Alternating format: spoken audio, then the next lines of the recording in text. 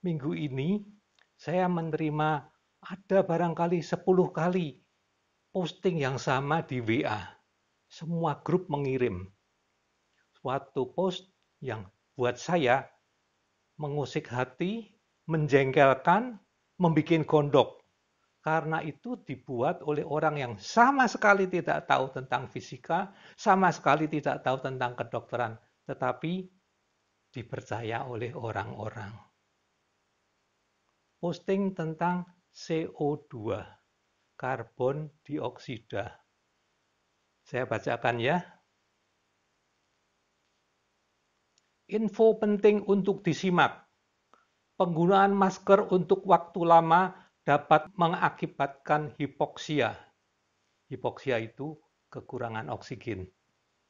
Menghirup udara yang dihembuskan berulang kali berubah menjadi karbon dioksida. Itu sudah ngawur. Apa kaitannya dengan menghembuskan berulang kali dan berubah menjadi karbon dioksida? Itu sudah ngawur sekali. Itu sebabnya kita menjadi pusing. Ini memabukkan pengguna dan lebih banyak lagi ketika ia harus bergerak. Lebih banyak lagi ini menunjukkan bahwa dia tidak tahu bahasa Inggris yang benar. Dia menerjemahkan dan tidak tahu.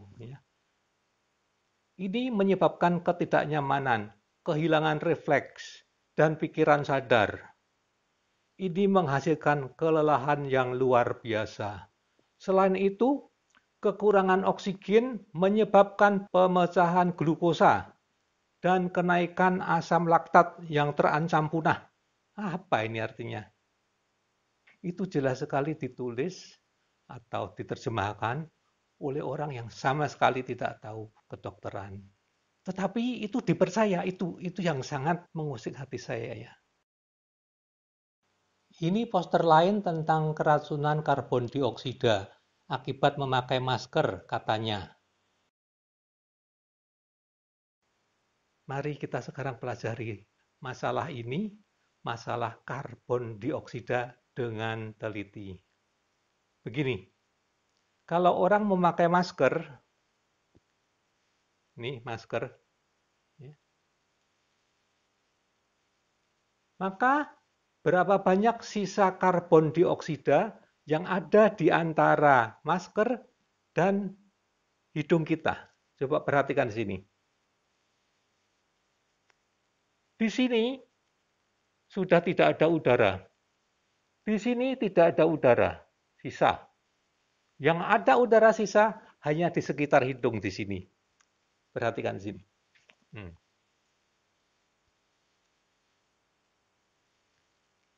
Berapa sisa udara di situ? Tidak ada yang menghitung. Karena itu tidak berarti.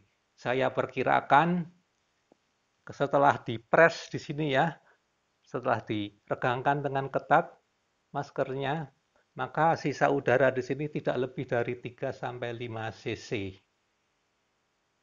Nah, sekarang kita harus tahu ilmu kedokteran. Berapa banyak orang itu bernapas? Kalau orang istirahat, membaca WA, membaca koran, maka orang itu setiap kali menghembuskan dan menarik napas itu kira-kira mengeluarkan 500 cc udara. Sedang kalau kita menghirup udara dengan keras dan menghembuskan dengan keras lagi, maka volume udara yang terbuang tadi adalah sekitar 3,5 untuk orang Indonesia ya. Untuk wanita barangkali 2,2 liter kira-kira. Jadi 3,5 liter, jadi 2,5 liter sampai 3,5 liter. Itulah udara yang dihembuskan dan ditarik setiap kali. Nah ini berapa banyak ini tadi? Udara yang tersisa di sini ini hanya saya tadi sebut barangkali 3 sampai 5 cc. Itu pun perhatikan, itu pun udara itu bisa dengan bebas keluar masuk di sini. Masker bisa menyaring sebagian dari virus.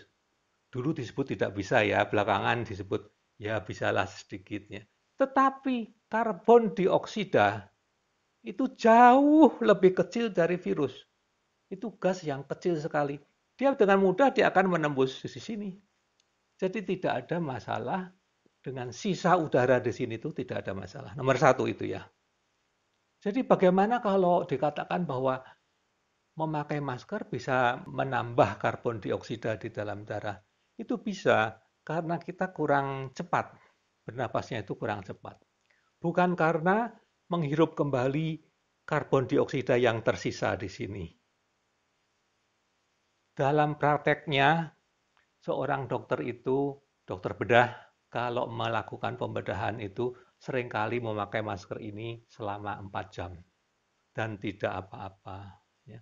Tapi ada orang suatu pekerjaan tertentu yang harus selalu memakai masker dan itu tidak banyak diketahui oleh orang di Jakarta ini.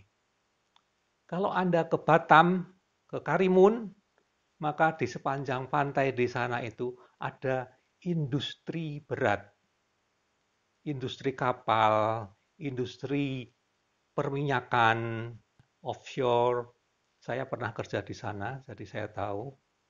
Semua karyawan yang bekerja di bagian manufacturing di sana harus memakai pelindung dari ujung kepala sampai ujung kaki. Apa itu? Topi. Yang kedua, kacamata. Kacamata untuk keselamatan, supaya kalau menggerinda, serpihan gerinda tidak masuk ke dalam mata. Harus memakai masker. Dan maskernya bukan yang ini. Ini nggak pakai nih. Maskernya adalah masker N95 yang kedap sekali. Kemudian orang tadi juga harus memakai sarung tangan. Kalau dia melakukan pengelasan, dia harus memakai sepatu keamanan, safety shoes. Dia harus memakai pakaian yang tak anti api dan sebagainya. Mereka harus memakai itu selama bekerja. Bekerjanya berapa lama? 8 jam. Ya, pakai terus. Nggak ada apa-apa. Saya bekerja di sana ada 10 tahun ya. Tidak ada orang yang mati karena nggak bisa napas memakai masker itu nggak ada. Jadi itu bohong semua tadi. Itu adalah kampanye untuk melawan penggunaan masker. Dan kampanye bohong. Barangkali saya perlu tunjukkan sedikit ya, ini pekerjaan dari industri berat yang dilakukan oleh para pekerja kita. Mereka melakukan pengelasan pipa-pipa yang besar, 70 cm, 1 meter, 2 meter diameternya, ya, itu biasa untuk mereka. Nah, mereka harus melakukan itu dengan pakaian full tadi dari atas sampai ke bawah dengan masker N95, bukan masker yang ini. Ya. Masker N95 di bawah sinar matahari yang terik, kadang-kadang di dalam pipa yang panas itu tadi. Itulah pekerjaan yang harus dilakukan oleh para pekerja di industri berat tadi. Kalau saya katakan setengah mati kerjanya ya. Tetapi imbalannya juga lumayan. Kembali ke dunia kedokteran. Dalam bidang kedokteran, kita memakai angka-angka, kita memakai penelitian. Ya. Adakah penelitian tentang ini? Nggak ada, untuk yang ini nggak ada. Yang ada adalah penelitian para juru rawat yang memakai N95 tadi. Masker yang ketat tadi ya. N95 tadi yang bekerja di bagian perawatan infeksi. Misalkan kalau sekarang ini untuk infeksi corona itu ya di bagian ICU-nya. Ini penelitiannya adalah waktu ada epidemi influenza di Amerika. Para perawat memakai masker, yang satu memakai masker N95 saja, yang satu lagi double. Ini didobel dengan N95, kemudian diperiksa kadar O2-nya berapa, kadar CO2 darahnya berapa, dan segala macam pemeriksaan lainnya. Mereka bekerja 12 jam sehari. Jadi sekarang 12 jam, besoknya 12 jam lagi. Setengah mati itu ya. Kemudian diperiksa. Apa yang didapatkan pada darah mereka? Tidak ditemukan kelebihan CO2 yang bermakna. Karbon dioksida, CO2, tidak ada yang membuat keracunan. Keracunan karbon dioksida tadi disebut hiperkapnia.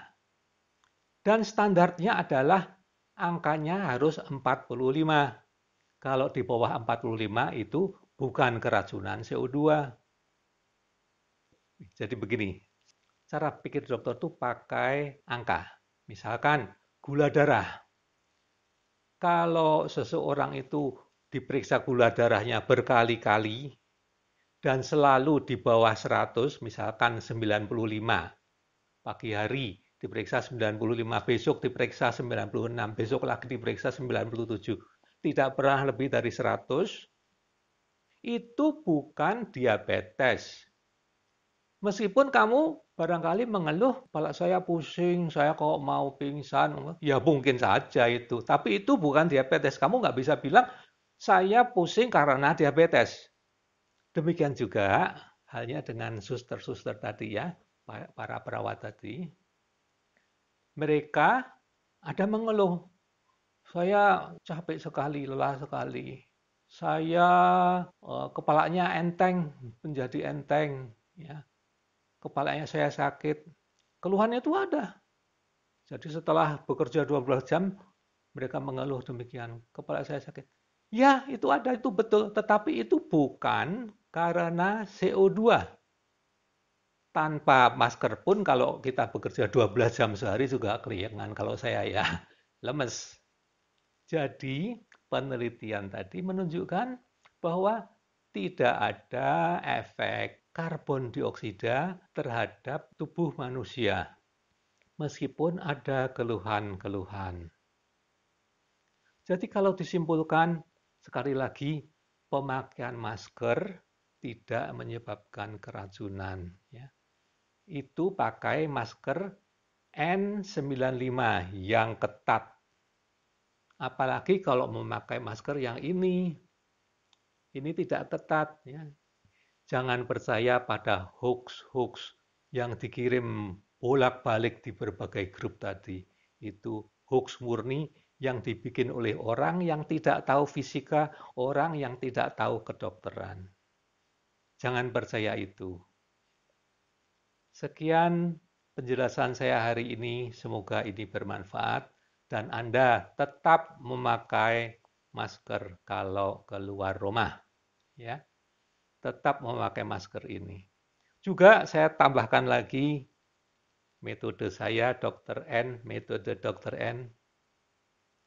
Tiap kali Anda merasa tidak enak badan, hidung mulai seperti mau meler, tenggorokan seperti tidak enak, segera pakai masker minimum 2 jam.